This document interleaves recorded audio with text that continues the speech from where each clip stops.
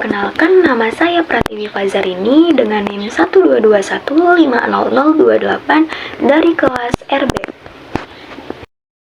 Nomor 1, terangkan dengan jelas arti istilah-istilah dan ilustrasikan.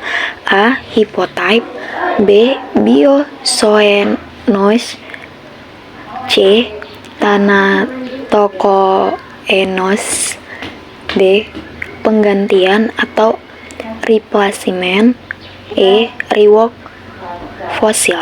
Apa artinya dalam geologi? Jawabannya yang A. Hipotype, yaitu spesimen suatu spesies yang bukan merupakan rangkaian tipe aslinya, tetapi diketahui melalui deskripsi ataupun gambar. B. Bioszoenosis, berasal dari kata bios yang artinya hidup dan koinos yang berarti kumpulan, sehingga kedua kata tersebut digabungkan dan dapat diartikan sebagai kumpulan organisme yang hidup, tumbuh dan berkembang biak dalam suatu tempat atau lingkungan pengendapan yang sama, atau biotop. C. Thanatokoenosis, berasal dari kata thanatos yang artinya mati dan koinos yang berarti kumpulan, sehingga kedua kata tersebut digabungkan adalah organisme mati atau fosil yang dapat berasal dari satu atau beberapa biotop dan tertransportasi setelah mati ke dalam suatu lingkungan pengendapan di mana sisa-sisa organisme tersebut secara keseluruhan atau sebagian merupakan pembentuk sedimen yang bersangkutan. D. Dalam ilmu geologi, kata replacement adalah proses pembentukan fosil yang melibatkan penggantian bahan organik alami dari jasad atau organisme dengan bahan organik. E. Fossil rework, fosil yang telah berpindah dari tempat pengendapannya.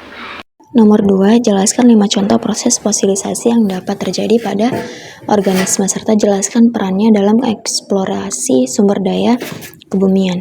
Jawabannya, fosilisasi adalah proses pembentukan fosil dari organisme yang telah mati. Terdapat beberapa cara fosilisasi dapat terjadi dan peranannya dalam eksplorasi sumber daya kebumian sangat penting. Berikut adalah 5 contoh proses fosilisasi dan peranannya. Yang pertama, petrifikasi, yaitu organisme seperti pohon atau kayu mati yang tertimbun oleh endapan sedimen dapat mengalami petrifikasi, di mana jaringan organisme digantikan oleh mineral. Fosil ini membantu kita memahami sejarah geologi dan perubahan iklim. Yang kedua, penggantian mineral, yaitu organisme yang terkubur dalam sedimen dapat mengalami penggantian mineral di mana bahan organik digantikan oleh mineral. Fosil-fosil ini dapat memberikan petunjuk tentang komposisi mineral dan lingkungan di masa lalu. Yang ketiga, pemagaran, yaitu organisme yang mati dan terkubur dalam endapan sedimen dapat mengalami pemagaran, di mana materi organik terkompresi oleh lapisan-lapisan sedimen di atasnya. Ini membantu membentuk batuan sedimen seperti batu pasir dan batu lumpur. Yang keempat, konservasi sebagai abadinya, yaitu beberapa organisme dapat fosilisasi melalui konservasi permanen, di mana organisme tetap utuh dan tidak mengalami perubahan signifikan. Contohnya adalah serangga yang terperangkap dalam ember, yang memberikan wawasan unik tentang evolusi serangga. Dan yang kelima, jejak fosil, yaitu jejak fosil bekas tubuh atau aktivitas organisme yang tercetak dalam sedimen. Mereka dapat memberikan informasi tentang perilaku dan mobilitas organisme masa lalu.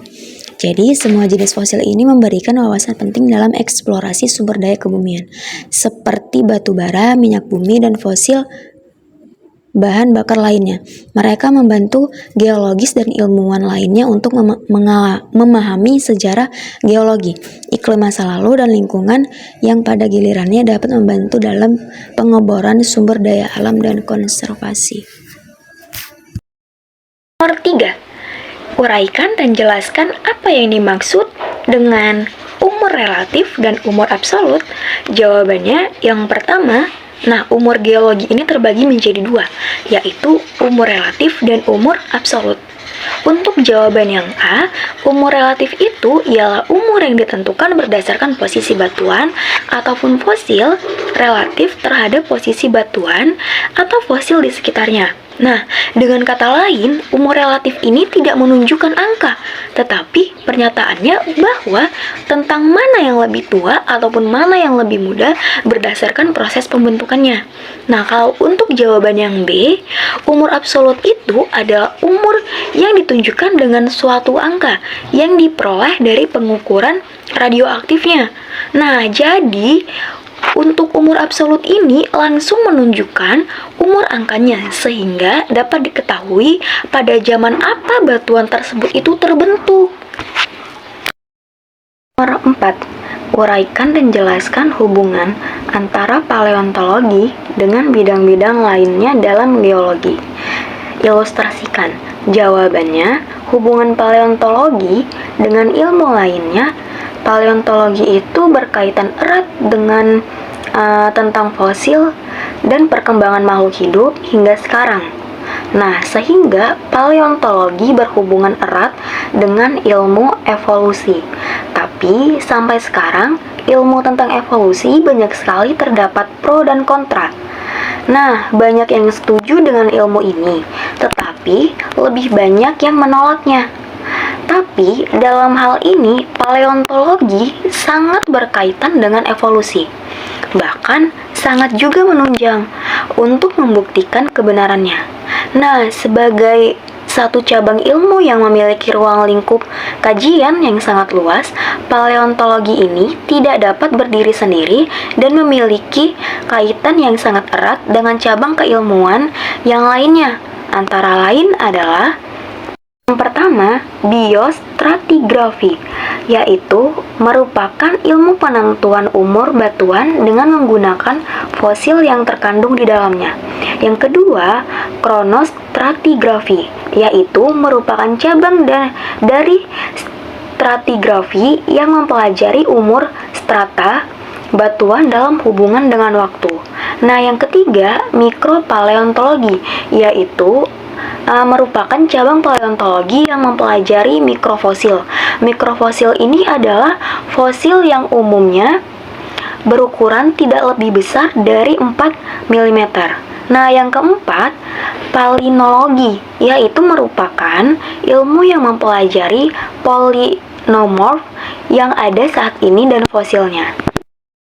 Nomor 5, mengapa fosil untuk penentuan umur yang baik digunakan adalah fosil planktonik, sedangkan untuk lingkungan pengendapannya menggunakan fosil bentonik? Jelaskan dan ilustrasikan. Jawabannya, kalau foraminifera yang memiliki cara hidup melayang di perairan laut tidak dapat bergerak atau dapat bergerak sedikit dan tidak dapat melawan arus.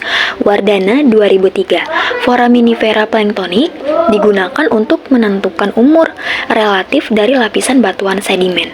Nah, kalau bentonik itu, karena golongan ini hidupnya sangat peka terhadap lingkungan, sehingga hanya hidup pada lingkungan dan kedalaman tertentu saja.